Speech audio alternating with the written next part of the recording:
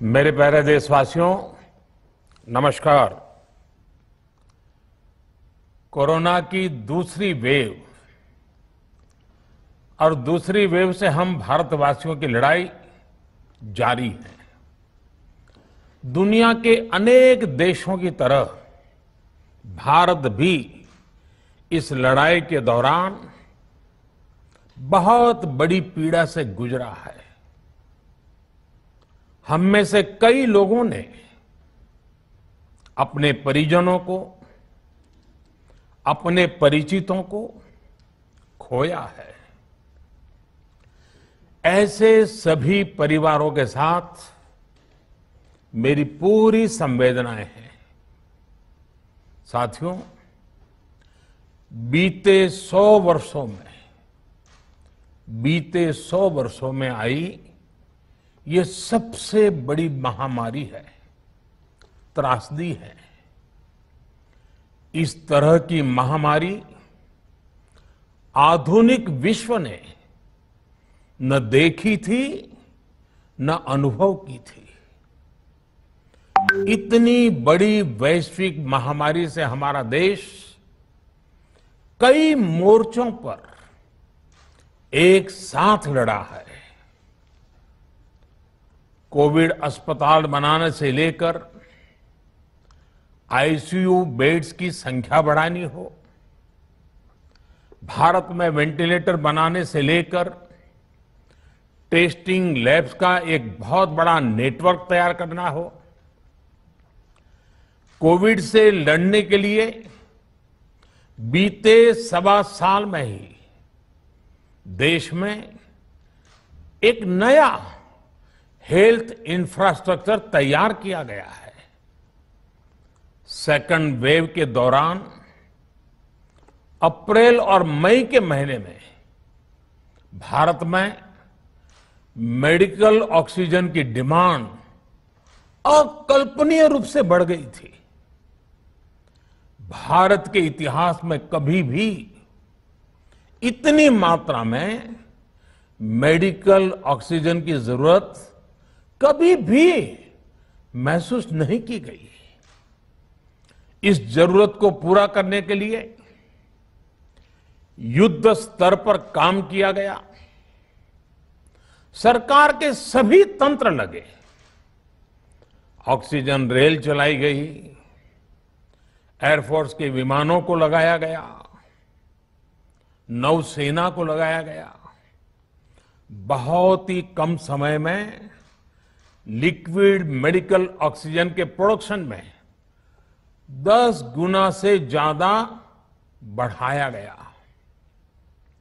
दुनिया के हर कोने से, जहां कहीं से भी जो कुछ भी उपलब्ध हो सकता था, उसको प्राप्त करने का भरसक प्रयास किया गया, लाया गया। इसी तरह जरूरी दवाओं के प्रोडक्शन को कई गुना बढ़ाया गया। विदेशों में जहां भी दवाइयां उपलब्ध हो, वहां से उन्हें लाने में कोई कोर कसर बाकी नहीं छोड़ी गई।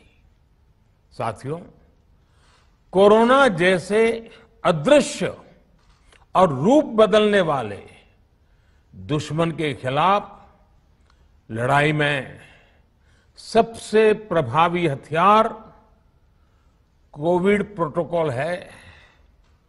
मास्क, 2 गज की दूरी और बाकी सारी सावधानियां, उसका पालन ही है। इस लड़ाई में वैक्सीन हमारे लिए सुरक्षा कवच की तरह है। आज पूरे विश्व में वैक्सीन के लिए जो मांग है, उसकी तुलना में उत्पादन करने वाले देश और वैक्सीन बनाने वाली कंपनियां बहुत कम है, इन्हीं गिनी हैं। कल्पना करिए कि अभी हमारे पास भारत में बनी वैक्सीन नहीं होती तो आज भारत जैसे विशाल देश में क्या होता।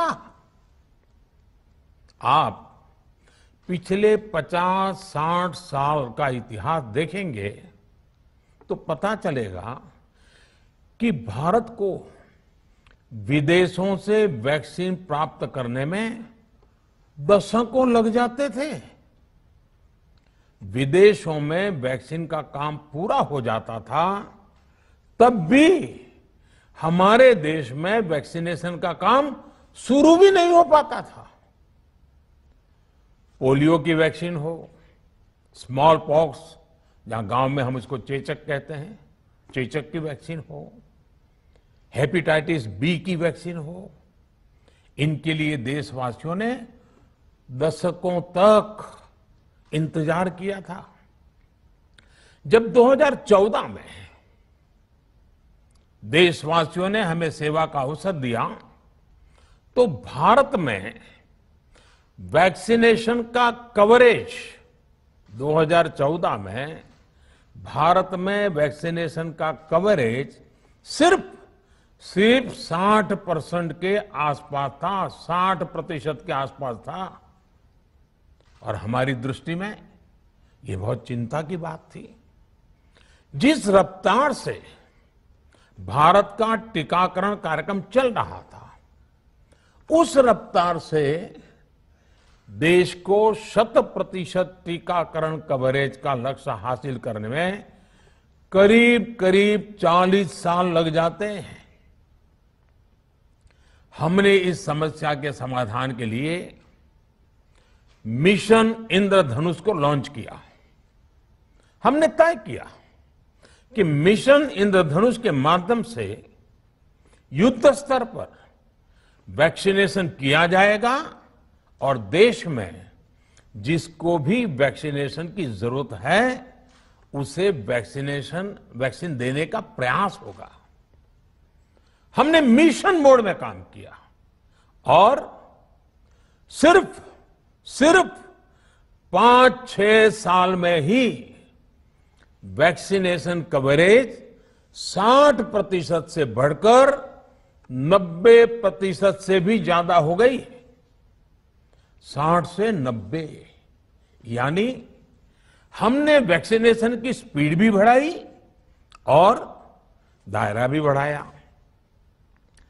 हमने बच्चों को कई जानलेवा बीमारियों से बचाने के लिए भारत के टीकाकरण अभियान का हिस्सा बना दिया। हमने इसलिए किया क्योंकि हमें हमारे देश के बच्चों की चिंता थी, गरीब की चिंता थी, गरीब के उन बच्चों की चिंता थी जिन्हें कभी टीका लग ही नहीं पाता था। हम 100% टीकाकरण कवरेज की तरफ बढ़ रहे थे कि कोरोना वायरस ने हमें घेर लिया। देश ही नहीं, दुनिया के सामने फिर पुरानी आशंकाएं घिरने लगी कि अब भारत कैसे इतनी बड़ी आबादी को बचा पाएगा। लेकिन साथियों, जब नीयत साफ होती है, नीति स्पष्ट होती है, निरंतर परिश्रम होता है, तो नतीजे भी मिलते हैं। हर आशंका को दरकिनार करके भारत ने 1 साल के भीतर ही एक नहीं बल्कि 2 made in India vaccine launch कर दी। हमारे देश ने, देश के वैज्ञानिकों ने ये दिखा दिया कि भारत बड़े बड़े देशों से पीछे नहीं है। आज जब मैं आपसे बात कर रहा हूं तो देश में 23 करोड़ से ज्यादा वैक्सीन की डोज दी जा चुकी है। 23 करोड़। साथियों, हमारे यहां कहा जाता है विश्वासेन सिद्धिः, विश्वासेन सिद्धिः, अर्थात हमारे प्रयासों में हमें सफलता तब मिलती है जब हमें स्वयं पर विश्वास होता है। हमें पूरा विश्वास था कि हमारे वैज्ञानिक बहुत ही कम समय में वैक्सीन बनाने में सफलता हासिल कर लेंगे। इसी विश्वास के चलते जब हमारे वैज्ञानिक अपना रिसर्च वर्क कर ही रहे थे, तभी हमने लॉजिस्टिक्स और दूसरी तैयारियां शुरू कर दी थी। आप सब भली भांति जानते हैं कि पिछले साल यानी 1 साल पहले, पिछले साल अप्रैल में जब कोरोना के कुछ ही हजार केस थे, उसी समय वैक्सीन टास्क फोर्स का गठन कर दिया गया था। भारत के लिए वैक्सीन बनाने वाली कंपनियों को सरकार ने हर तरह से सपोर्ट किया। वैक्सीन निर्माताओं को क्लिनिकल ट्रायल में मदद की गई, रिसर्च और डेवलपमेंट के लिए जरूरी फंड दिया गया। हर स्तर पर सरकार उनके साथ कंधे से कंधा मिलाकर चली। आत्मनिर्भर भारत पैकेज के तहत मिशन कोविड सुरक्षा के माध्यम से भी उन्हें हजारों करोड़ रुपए उपलब्ध कराए गए। पिछले काफी समय से देश लगातार जो प्रयास और परिश्रम कर रहा है, उससे आने वाले दिनों में वैक्सीन की सप्लाई और भी ज्यादा बढ़ने वाली है। आज देश में 7 कंपनियां विभिन्न प्रकार की वैक्सीन का प्रोडक्शन कर रही है। 3 और वैक्सीन का ट्रायल भी एडवांस स्टेज पे चल रहा है। वैक्सीन की उपलब्धता बढ़ाने के लिए दूसरे देशों की कंपनियों से भी वैक्सीन खरीदने की प्रक्रिया को तेज किया गया है। इधर हाल के दिनों में कुछ एक्सपर्ट्स द्वारा हमारे बच्चों को लेकर भी चिंता जताई गई है। इस दिशा में भी 2 वैक्सीन का ट्रायल तेजी से चल रहा है। इसके अलावा अभी देश में एक नेजल वैक्सीन पर भी रिसर्च जारी है। इसे सिरिंज से न देकर नाक में स्प्रे किया जाएगा। देश को अगर निकट भविष्य में इस वैक्सीन पर सफलता मिलती है, तो इससे भारत के वैक्सीन अभियान में और ज्यादा तेजी आएगी। साथियों, इतने कम समय में वैक्सीन बनाना अपने आप में पूरी मानवता के लिए बहुत बड़ी उपलब्धि है,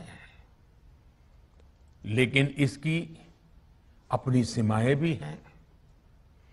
वैक्सीन बनने के बाद भी दुनिया के बहुत कम देशों में वैक्सीनेशन प्रारंभ हुआ और ज्यादातर समृद्ध देशों में ही शुरू हुआ। WHO ने वैक्सीनेशन को लेकर गाइडलाइंस दी। वैज्ञानिकों ने वैक्सीनेशन की रूपरेखा रखी और भारत ने भी जो अन्य देशों की बेस्ट प्रैक्टिसेस थी, विश्व स्वास्थ्य संगठन WHO के मानक थे, उसी आधार पर चरणबद्ध तरीके से वैक्सीनेशन करना तय किया। केंद्र सरकार ने मुख्यमंत्रियों के साथ हुई अनेकों बैठकों से जो सुझाव मिले, संसद के विभिन्न दलों के साथियों द्वारा जो सुझाव मिले, उसका भी पूरा ध्यान रखा। इसके बाद ही ये तय हुआ कि जिन्हें कोरोना से ज्यादा खतरा है, उन्हें प्राथमिकता दी जाएगी।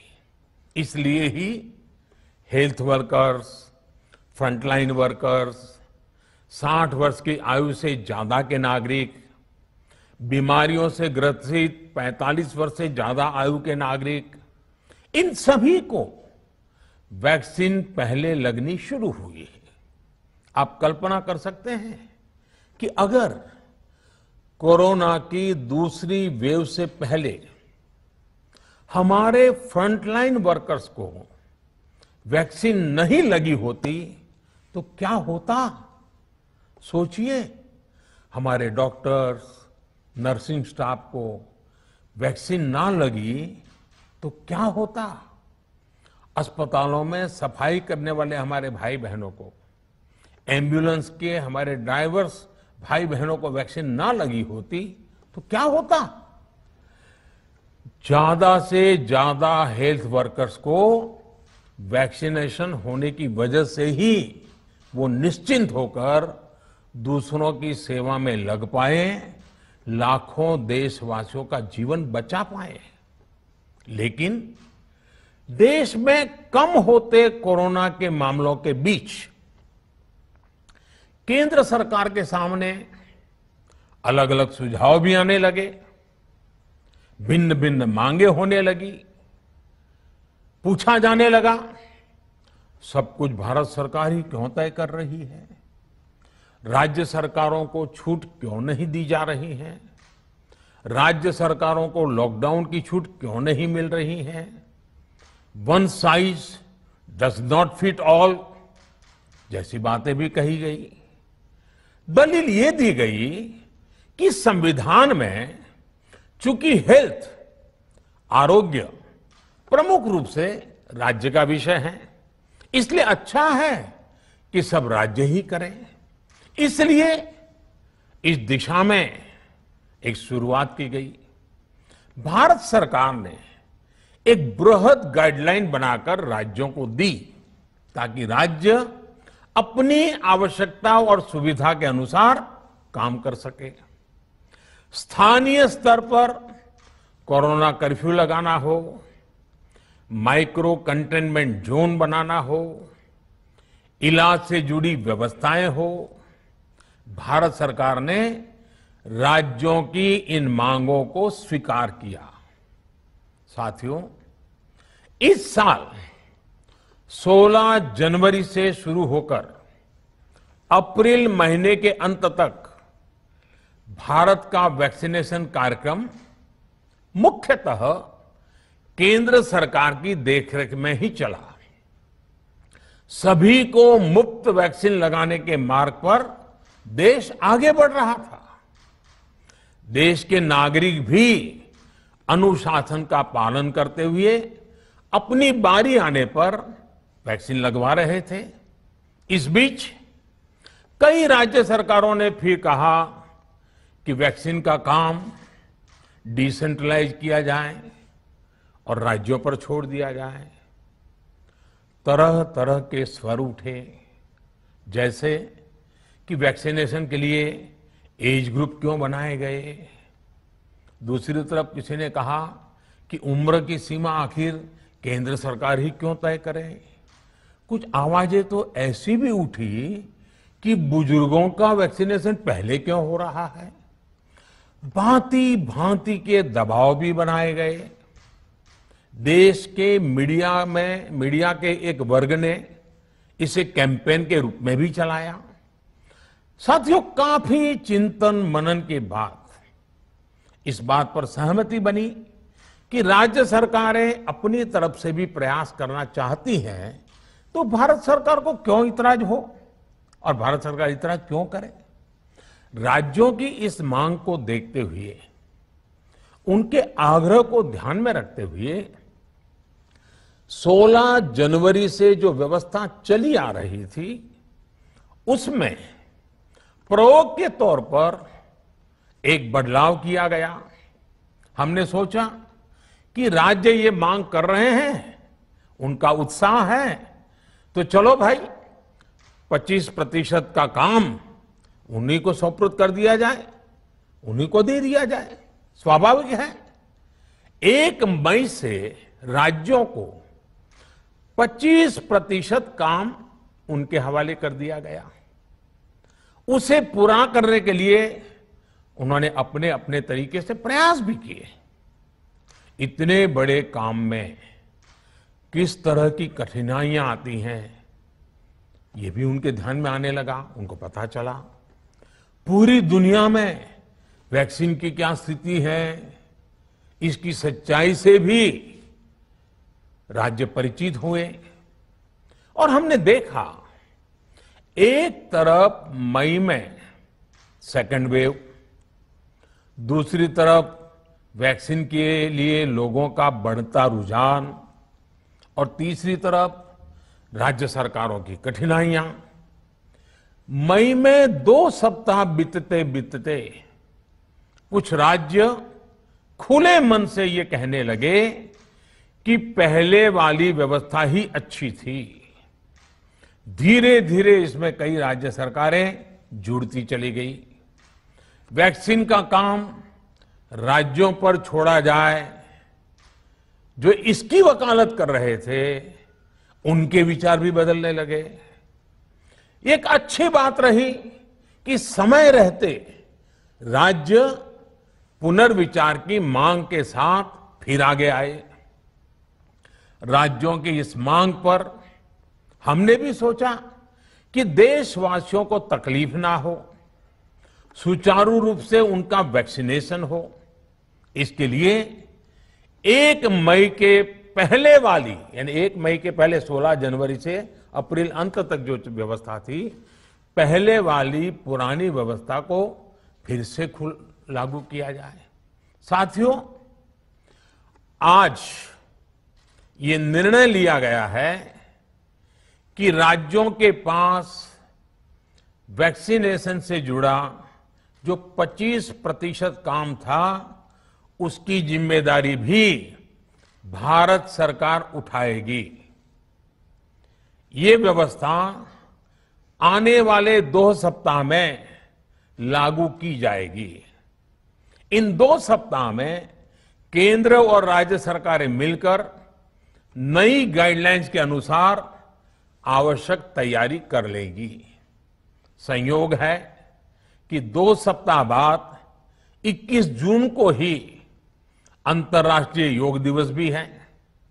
21 जून सोमवार से देश के हर राज्य में 18 वर्ष से ऊपर की उम्र के सभी नागरिकों के लिए भारत सरकार राज्यों को मुफ्त वैक्सीन मुहैया कराएगी।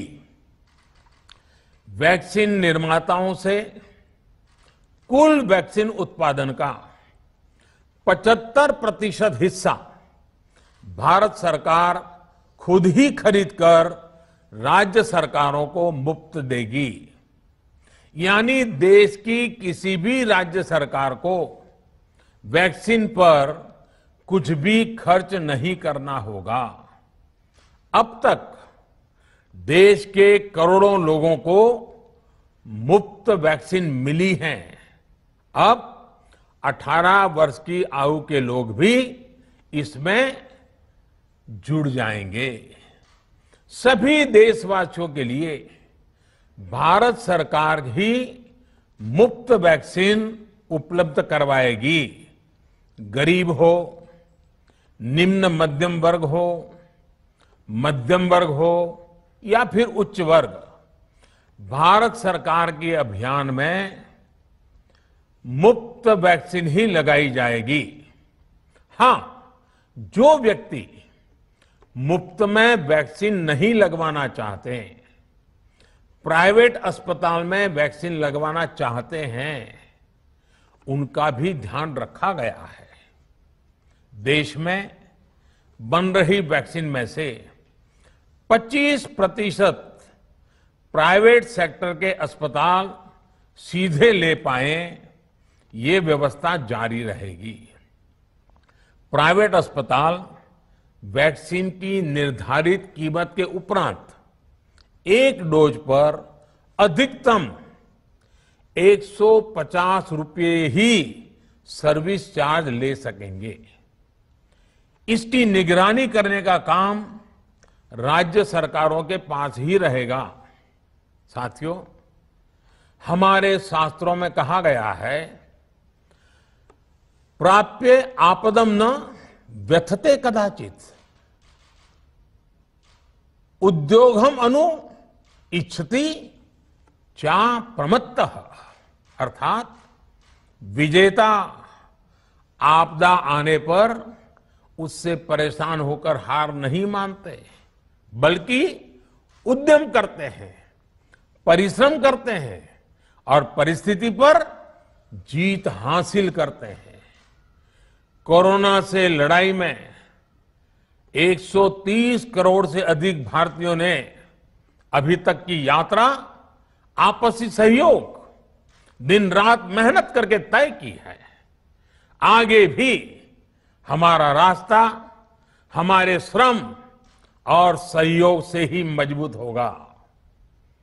हम वैक्सीन प्राप्त करने की गति भी बढ़ाएंगे और वैक्सीनेशन अभियान को भी और गति देंगे।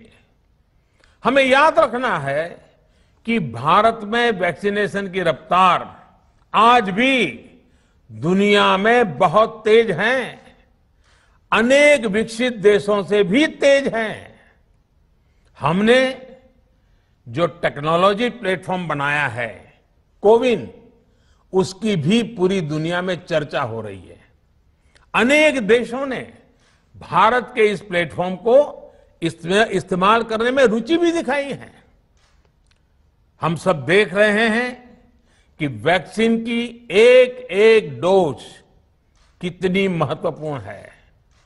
हर डोज से एक जिंदगी जुड़ी हुई है। केंद्र सरकार ने ये व्यवस्था भी बनाई है कि हर राज्य को कुछ सप्ताह पहले ही बता दिया जाएगा कि उसे कब कितनी डोज मिलने वाली है।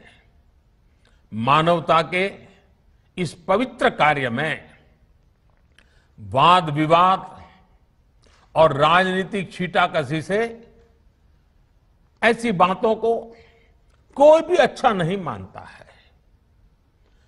वैक्सीन की उपलब्धता के अनुसार पूरे अनुशासन के साथ वैक्सीन लगती रहे, देश के हर नागरिक तक हम पहुंच सके, ये हर सरकार, हर जनप्रतिनिधि, हर प्रशासन की सामूहिक जिम्मेदारी है। प्रिय देशवासियों, टीकाकरण के अलावा आज एक और बड़े फैसले में, उस फैसले से मैं आपको अवगत कराना चाहता हूं। पिछले वर्ष जब कोरोना के कारण लॉकडाउन लगाना पड़ा था, तो प्रधानमंत्री गरीब कल्याण अन्न योजना के तहत 8 महीने तक 80 करोड़ से अधिक देशवासियों को मुफ्त राशन की व्यवस्था हमारे देश ने की थी। इस वर्ष भी दूसरी वेव के कारण मई और जून के लिए भी इस योजना का विस्तार किया गया था। आज सरकार ने फैसला लिया है कि प्रधानमंत्री गरीब कल्याण अन्न योजना को अब दीपावली तक आगे बढ़ाया जाएगा। महामारी के इस समय में सरकार गरीब की हर जरूरत के साथ उसका साथी बनकर खड़ी है। यानी नवंबर तक 80 करोड़ से अधिक देशवासियों को हर महीने तय मात्रा में मुफ्त अनाज उपलब्ध होगा। इस प्रयास का मकसद यही है कि मेरे किसी भी गरीब भाई बहन को, उसके परिवार को भूखा सोना ना पड़े। साथियों, देश में हो रहे इन प्रयासों के बीच कई क्षेत्रों से वैक्सीन को लेकर भ्रम और अफवाहों की जानकारी चिंता बढ़ाती है। ये चिंता भी मैं आपके सामने व्यक्त करना चाहता हूं। जब से भारत में वैक्सीन पर काम शुरू हुआ, तभी से कुछ लोगों द्वारा ऐसी बातें कही गई जिससे आम लोगों के मन में शंका पैदा हो। कोशिश ये भी हुई कि भारत के वैक्सीन निर्माताओं का हौसला पस्त पड़ जाए और उनके सामने अनेक प्रकार की बाधाएं आए। जब भारत की वैक्सीन आई तो अनेक माध्यमों से शंका आशंका को और बढ़ाया गया। वैक्सीन न लगवाने के लिए भांति भांति के तर्क प्रचारित किए गए। इन्हें भी देश देख रहा है।